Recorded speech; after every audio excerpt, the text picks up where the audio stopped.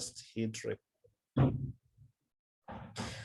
Okay, yeah. So just to introduce myself, my name is Absalom Singagwari.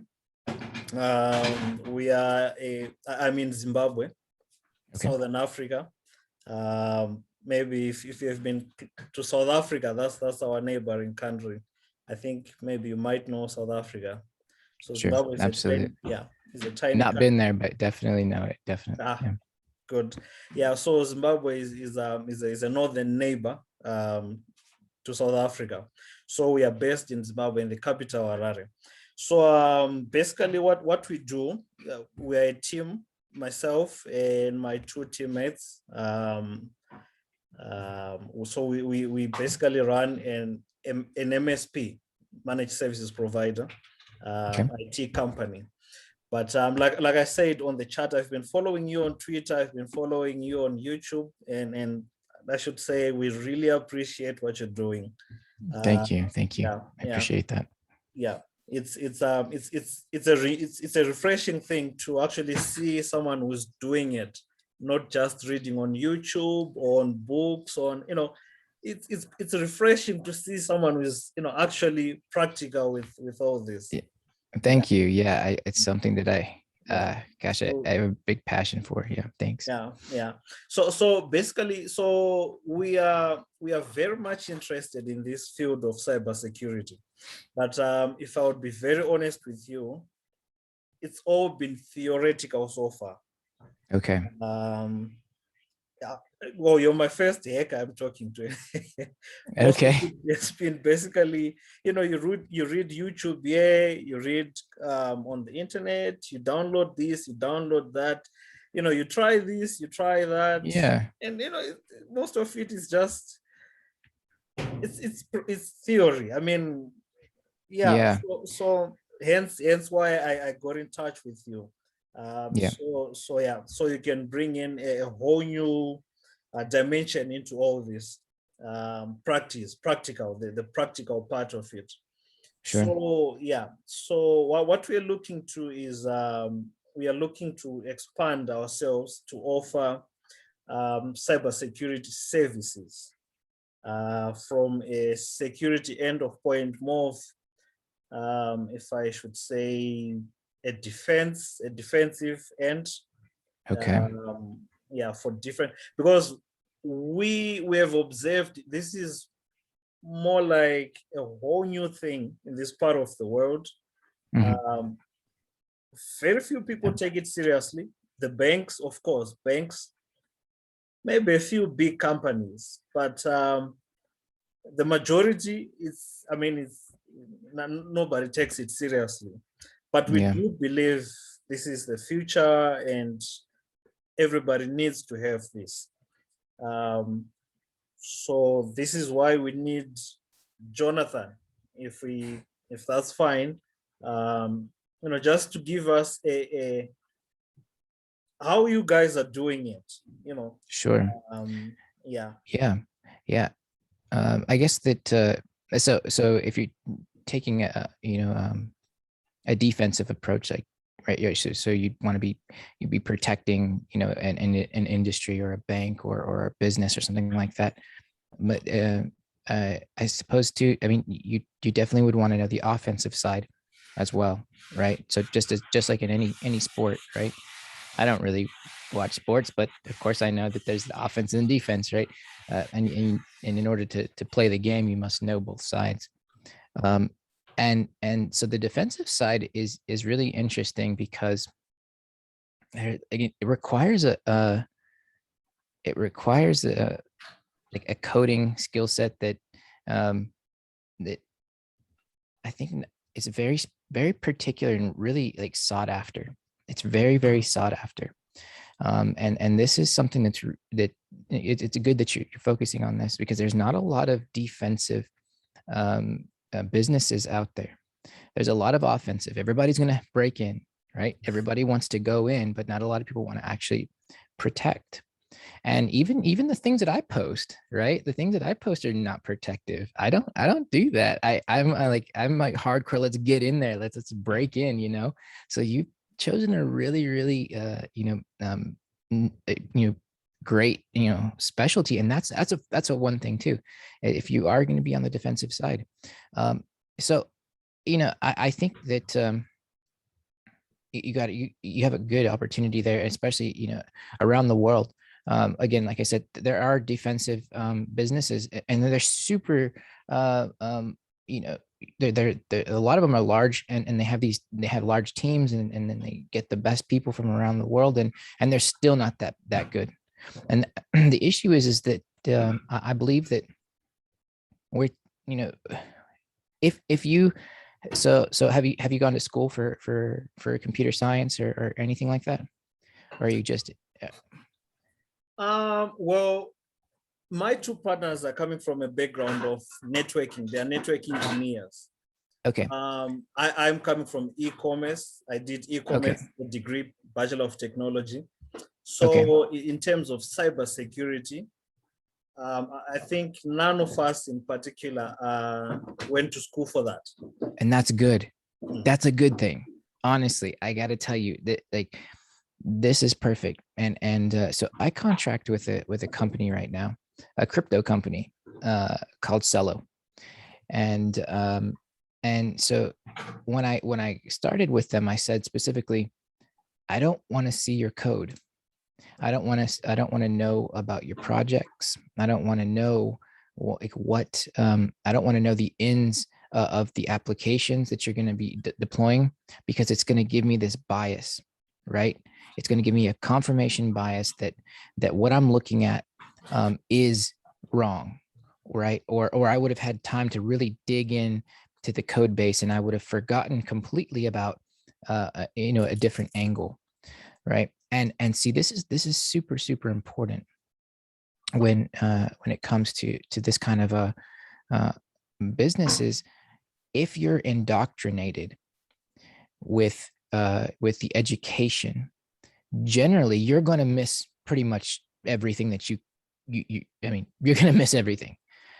This is truly a business and an industry based off of like passion and like the and like the desire to do this as a career or as a lifestyle. Even like if you're hacking is a lifestyle, hack everything, always thinking about it, defensively or offensively, right? And so it is very, I love that you're not indoctrinated. Now I have to say, so even I have a master's in computer science. I'm getting a doctorate in computer science. It's just for my personal, goals that I've wanted to achieve. But so okay, so with that said, that's really good. When you're thinking about things like cybersecurity in this sense, like especially starting a business, in cybersecurity, because it's needed. Logic is just common sense to you, right? Is the one thing that's super important, right? If let's just say something is basic, right? We got physical security, we've got cloud security, we have mobile security. Now let's just say that a company allows you to bring your cell phone to work with you. Okay. All right. Now you don't have any experience in mobile security. You don't know what possibilities they could actually bring down the company just by bringing your cell phone in. But that's perfect, right? Because the most unlikely thing is generally how the hackers are going to actually take a network down or take a system down. People that say that it's unlikely to happen, it's the chances of that happening are none, are the things that you need to focus on the most. Okay, because and that is very, very important. I was the company that I contract with right now. It was funny. I was working with them on the side, and I found a vulnerability that was in plain sight, something that was just really, detrimental to the company. And it was one line of code, and it could have taken down the entire system. and it was right in front of us. And another vulnerability, really in plain sight that people were really overlooking. And I wish I could share it with you because it's not disclosed yet. But again, it was something that just, if I had insight, I believe I would have overlooked it. Okay. And I don't ever want to compromise myself in that sense. So defensively, going in and looking at a situation and saying, well, how can I protect these systems even if you think this is maybe basic. Well, let's make sure that everyone has cell phone cases with, RFID blocking technology, right? Maybe you make sure that the companies require, if you're going to bring your own cell phone, you must use our cell phone case so that someone can't someone can't steal your credentials straight from your cell phone. Because if someone taps your cell phone, well, then I'm going to take the Wi-Fi network. I'm going to take the Wi-Fi network password. Then I'm going to be able to get onto your network, right? And if the best thing that can be done is anytime that you enter this building, you must be wearing your case. And if you don't have that case, well, then you get written up or something, right? So then you implement policies, you implement security policies. So defense, when you're doing defensive measures, you also have to make sure that you're helping them write policies, because otherwise your defensive mechanisms are not going to be are not going to work out the way that you intended them to be. And it may seem simple, like just a cell phone case, an RFID blocking cell phone case, or a sticker, right? That you can have the stickers, or around on the case, you may even a decal that is that's got a copper mesh on it, so that the radio antennas don't go out. And in that sense, yes, I mean, your Wi-Fi could be blocked, but when you're using it in the office, you'll take your case off, you put it on. It seems impractical right now, but it's just an idea, right?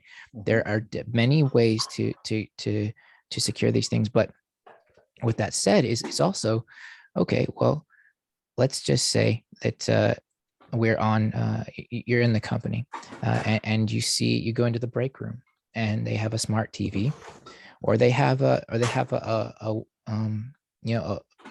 wireless printer somewhere even. And so this smart TV is connected to an Ethernet line, or it's connected to a Wi-Fi. And all right, well, I'm going to break in. Well, okay, yes, you can break in through the Wi-Fi, you can break in through the Ethernet, but what can you do, right? Well, if all these devices are connected to each other, we can send packets.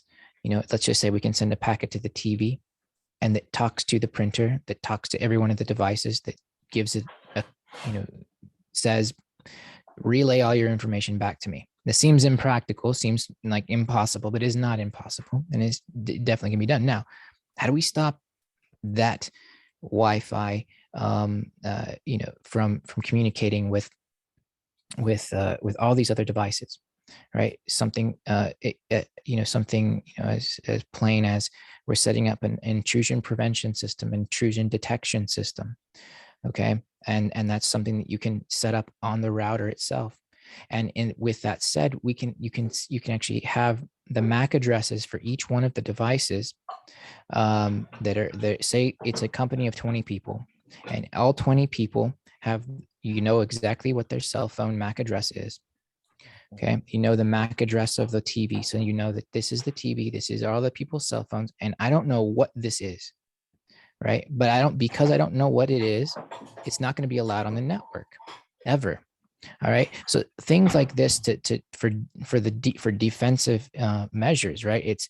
We're going to kick out everything that we have no idea what it is, so that we don't have the opportunity, right, to get breached. We don't have that. So even when you set up a guest network, okay, generally you're going to want to, good practice is to have, two separate internet lines, but it's not practical, again, for people to have two internet lines and pay for two internet lines, right? Yeah. So it gets very expensive even here in the States, right? It's ridiculous. So just to be able to have the guest network with a limit of how many people can get on, all right, and you have a time limit that you can be on, all right, because you don't want someone to be on your guest network indefinitely. Okay. And that is a big, those kinds of things right there. And when you're presenting it to your client, you let them know, if this device never comes off of your guest network and you only have one internet line, what do you believe that they're doing? Right? If they're a bank, right? They're never getting off your network. And then all of a sudden you're monitoring these packets, and where's it coming from? Where's, you kick people off after a certain amount of time. And these things are built into the routers. Okay. And you can go and configure these routers. And there's add-ons. There's so many things that you can do with these routers that people don't realize. They take it for granted. Like the people that develop the routers are very, smart people and security savvy people, and they offer you all these options that people don't use.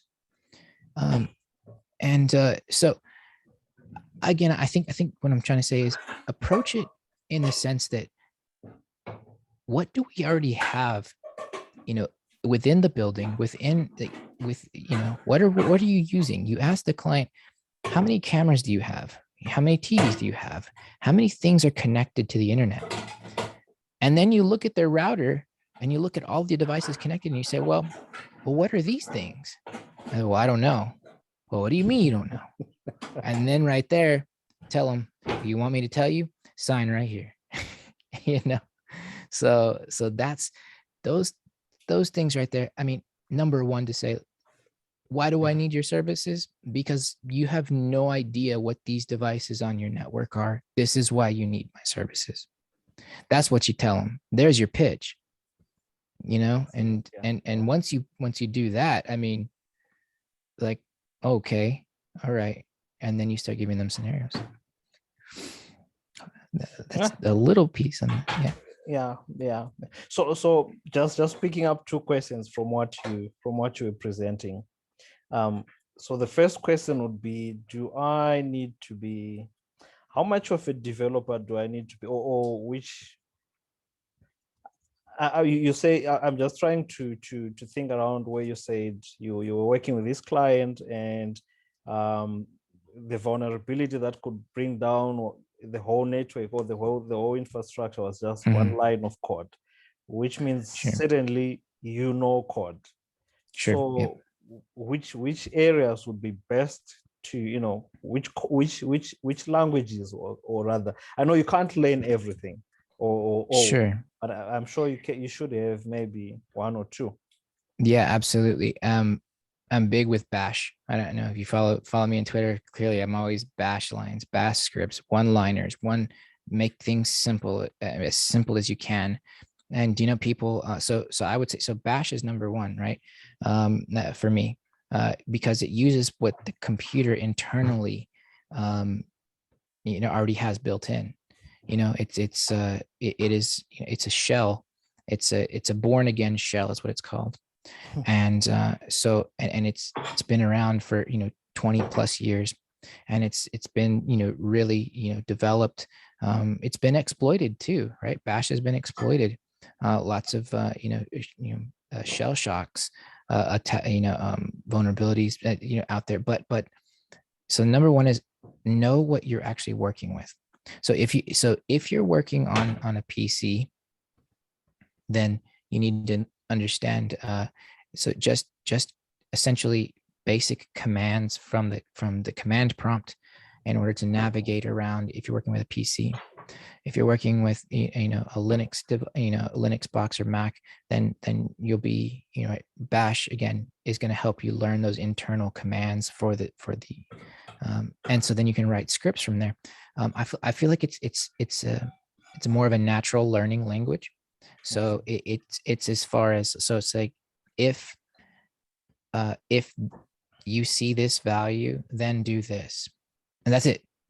So it's as simple as that. Like, that's how Bash works, rather than if this object comes from this object and this object doesn't. It's just so crazy, right? Now I get object-oriented programming is fine, right? I write in object-oriented languages, but I believe that the simplest things are the things that if we forget how If we don't spend the time to learn how the core of our machines work, then we have failed. We have absolutely failed, because that we don't need something fancy. We don't need a fancy new programming language to pull all of the URLs of your website. We don't need that. We don't need there's just so many things, like in order for me to find all the passwords in your server, I don't need a fancy programming language to do it. We can do it. We can do it in probably one line of code, right? And again, so after Bash, I would definitely look at Python. Definitely. And I know it's a very common one, but I definitely would recommend it. So it's going to help you, because if you know what the system services are, then calling on the system services with Python is going to be really easy for you. So this is when the object-oriented programming comes in. So we want to call on an object, a system object, and then we want to reference that object, and we want to execute that with that that command, and we want to do it fast. We want to do it many times. Again, you don't even have to write Python, to be a good security engineer. And I think that's one of the things that I'm trying to show people, is I've done really well writing Python and Bash, but I want to show Bash is the beginning. I've made a lot of money selling Bash scripts, as crazy as it sounds. 2,000 line Bash script that's very fast. He's made me quite a lot of money, and I'm happy to say it. And people will make fun of it, right, all day long. but you know what? Whenever the client signs a check, I don't think they're laughing. It doesn't matter what programming language that you learn. Learn one of them really, really well. Just one of them, right? And again, my recommendation is to learn the core of your system. If even you can have Bash in Windows with Windows Substrate for Linux. You can have that. So you can get Linux on Windows, of course, now. And that's what I would do. I would definitely stick to the basics, and it'll get you really far. Nice. Thank you. Thank you. I think on that we are somewhere with Python, so we are not too far. We've been practicing Python, and yeah, that'll be good. So the second thing I wanted to ask would be all this which you were describing. So for instance, I was 4 years in an environment where we were pushing Fortinet products. So it seems, given a good firewall, it can manage the network. And would they still need cybersecurity services when you have a good firewall like FortiGate? It can do basically VLANs. You can segregate the networks. You have your guests, you have your accounts, you have your corporate, you have, so it can do MAC filtering. It can do, a lot of things which really, work in securing a corporate network. Do they still need cybersecurity services after that? Absolutely. Yeah, absolutely. Someone needs to be able to deploy the agents, right? So the filtering is fine, right? The firewall, you set up your rules, but what happens when something happens? What do you do to protect, right? So that's the thing is I believe, for these intrusion prevention systems, you deploy agents, and it's the hackback, essentially. So if something comes at you, well, then what do you do? So you shut down a service, or do you spin up another service? Yes, you can kick that IP and MAC address out, but what happens if it's deeper, right? So what if it's inside of your network, and what do you do? How do you see if it's even inside what packets were being sent to the we're trying to access your network? How do you even know if it's inside, right? So you have to deploy agents to scan your network for anomalies. right? So there's absolutely huge need for cybersecurity team. Even if you have a firewall, it doesn't do everything for you. It doesn't think for you in that way. Ah, And that's definitely why you need it. And yeah, yeah, for sure. There's a lot of more. A lot of more reasons for sure. The incident response team is part of cybersecurity teams, and this is important because if let's just say that so you have servers that are inside of the for some reason the company's hosting their own servers inside of their building. Some companies do that, but let's just say that they go down. Then what happens, right? Well, the engineers come in and they try to bring back the servers, but well, when they bring them back doesn't mean that you kicked out whatever is actually took down the servers. So the incident response team is the one that comes in and they'll bring you back up, but they'll also figure out what brought you down. And that's very, very important to have. So the IRT. Yeah. okay. Yeah. Okay. Thank you. That makes sense. Sure. Right. So yeah, I think this is really progressive. Thank you. I should appreciate that. Sure. So one of the things I would also want to ask would be, where could be our ideal starting point? Given that you said it's good, we haven't been indoctrinated by education or learning on Sure. this. But I should say this, we had recently enrolled for this Udemy course, cybersecurity. I Yeah. think it's for beginners, and Mhm. we just wanted to do that and complete it, at least maybe, just to get an understanding of how this, how this works, how this everything is going. Mm. The idea is eventually we need to do maybe OSCP certification, CEH, or maybe Kali certifications. Yeah. I think it would add value when you go to a client and you want to prove to them that then their systems need security, and you can present, a few papers to say we are qualified to do this. Yeah. So should we pursue on that, or? Yes. Yeah, absolutely. So I get asked this question a lot, actually, and I always give the same answer. And certifications are super important, not just to prove to the client, because there's something that a degree does not do, and a degree doesn't make you have continuing education credits in order to maintain your degree. Once you have a degree, that's it. You know that, Yeah. right? But the certifications do. If you're trying to do certified ethical hacker, CISSP, right? If you're trying to do any one of those, you have to have I believe it's like 40 continuing education credit hours, no, or 100, I think, every 3 years, in order to keep your certificate, in order to continue saying that you're certified in this field. And that's, to me, that's a huge selling point, because if you don't pass those credit, continuing education credits, that's it. You got to start from the beginning. You got to learn the coursework all over again. You got to wait to take the test all over again. You got to pay for the entire test all over again. Got to go through the whole thing all over again. And I believe if you there's limitations, right? So which this is what should be done in this field, right? You've got a lot of people out there that have this computer science degree and they think that they're the best in the world, and they're not. The people with the certificates, people that are actually digging into their craft, are the best in the world.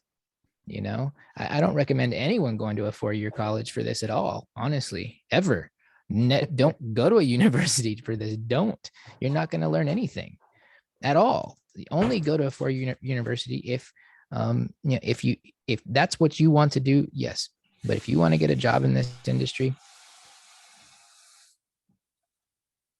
I don't care. I don't care what kind of degree you have, computer science, not computer science. Those certificates mean so much more. That is your specific craft, and you've decided on that, and that means so much. Yeah, that's how I would sell it to the client, at least, to show them, look, if I don't pass this, well, then my license goes away. That's huge. It's Yeah. better than telling me you have a degree, I think. So do it. Yes. I definitely agree. Yeah, okay. So that no question on that. Do it. We'll do it. Now, okay, so we might have to find cheaper certifications. We had found Yeah. Kali certifications and they are Go, ridiculously expensive. go to edx.org, edx.org. Okay, let me Eh, check. yes. And you'll see, I mean, the certification, so edx.org. And even, let's see. So if you type in like security in the coursework, and then you can even see that Harvard offers a professional certificate in computer science, web programming, and then you've got you've got some really a Tel Aviv, University of Tel Aviv in Israel, information security certificates. So you can filter through all of their certificates, certificate programs, and they're by the top universities in the world. You know, and this holds a lot of weight. Yeah. And Yeah. that is. Would you rather have a Udemy certificate, or would you rather have a Harvard certificate? It's a no-brainer, man. Because you know what I'm saying? And not just because of the name too. I'm talking about like the coursework, Quality, yeah. the quality. That's Yeah. the thing. Yeah, you know what? But and yeah, you're gonna spend $600 for a 6-month course for it's called Harvard X, which is the Harvard Online. Well, it's part of Harvard Online, right? It's Harvard X, but it is brought to you by Harvard University. Okay. And you know, so and the MIT X. So everything has the X at the end. It's Okay. the that's their I guess this side program that they're doing, but it is by the university, by university professors, and it is the quality that you're going after. And they do these in certifications, these certificates, because they have no idea how to have an entire degree program for it. They have no idea. Not one university in the world has any idea how to have a hacking, degree program, offensive, defensive. They have no idea. So they're just, you know what? Let's just put a certificate out there with these people that the instructors, very qualified, a lot of them even, they're even offensive or defensive hackers. Like one of my professors, he's amazing professor. And he actually he works for the Department of Defense. And he'd say the same thing, right? Like, get your certificate in this. And he already has his PhD, but there's no coursework for this. So that's what I would do. I respect Udemy. I respect what they're doing. I think I even sent a message out on Twitter about capture the flag certificates, but it's just like, dude, if you're going to show me your resume and you're telling me that you got a capture the flag certificate from tryhackme.com, I'm going to throw you away. I'm literally going to throw you away. But if you're telling me that you read coursework from a reputable institution, I'm going to consider you. I'm not going to say you're going to get it. I'm not going to, you're right. It depends on, right. But yeah, if it's reputable, I'll consider you more than tryhackme.com, which since you've been following the Twitter, yeah. Anyways. Yeah. But, think about it, man. $300, $600. I think the most expensive one that I saw was like $800 from MIT. And they're like 6 months long. And you know what? I had I worked for a company, and I recommended this for continuing education. I recommended that the engineers, they needed it. Yes, they had their bachelor's degree, whatever. And I said, if you're going to work in this division, and this is the only time I've ever been a manager, I'm a horrible manager. No one should ever hire me as a manager. But I said, if you're going to work here, then you're going to continue your education. And they all did. And they all got certifications from edX. And it was really, really helpful for them because we don't know everything. We'll never know everything, like you said, but we can sure try. Yeah, Um, definitely. so yeah. Okay. Yeah, that's quite something. Yeah, we we definitely need to find something on EDX. I definitely agree. Yeah. I definitely do agree with you. I think you know what, I don't want to tire you. So this has been a good 37 minutes. Yes. I'll continue pestering you on Twitter. Sure. Yeah. For now, let me maybe make for progress sake. Probably can I say maybe we should identify as a way forward, because we need to make progress on this. Maybe we should identify a course or two on EDX which we should Yeah. enroll, Sure. and definitely start on that. Is there anything else you'd recommend? Was from This is the takeaway I'm Sure. taking from this Yeah. meeting. Yeah. YouTube University, Yeah, you know, definitely. definitely. And then join some bug bounty programs so you can learn the offensive side too. Yes. Join the programs. It, you know, join our Discord if you have questions.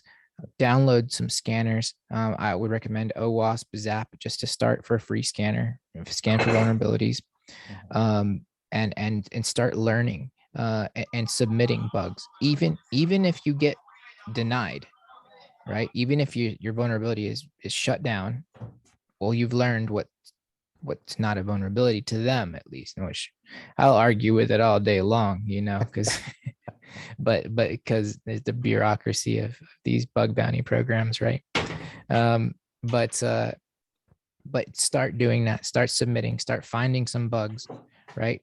Sometimes even if they say that your bug is not valid, come to our Discord and I'll validate the bug for you, and I'll show you, and I'll help you, and I'll show you if you do have a valid bug, that is, right, then I'll show you that it is valid, and then you can submit it for review, and we can, you can see your progress in that sense. But that's what I would do. The Bug Crowd, uh, HackerOne. There's just so many out there. Honestly, those are the two, most popular. But there's a lot of European ones that are just awesome as well. And it's not just web hacking, right? There's phone hacking, like I've been doing in my lives, right? Just remember that, right? If you really want to make good money, like amazing money, and not have to, do bug bounties all day long, learn how to phone hack. Literally, I'm telling you, learn how to phone hack. That is the biggest thing in the world right now. If you can hack a phone, that's great. If you can hack the web, nobody cares. Honestly, no one cares if you can hack the website. Literally, people will fight with me on Twitter about it. They're like, "Oh, big deal," right? They're like, "Big deal. You found some." Nobody cares. Hack the phone, and everybody will be paying you money. I'm telling you. So yeah, pick a specialty. That's the thing, right? If you're gonna do defensive, and consider it. Like, what is, if this is what you want to do, then you should pursue it, right? But also think about, if you do this, what kind of maintenance do you have, right? Do you have, insurance in case, your client gets breached and leaked, and then your insurance going to cover your expenses when, well, what's going to happen, right? That's a big thing. So if you're going to be providing these kinds of services, there's a lot of risk involved. I don't even do it myself. No way.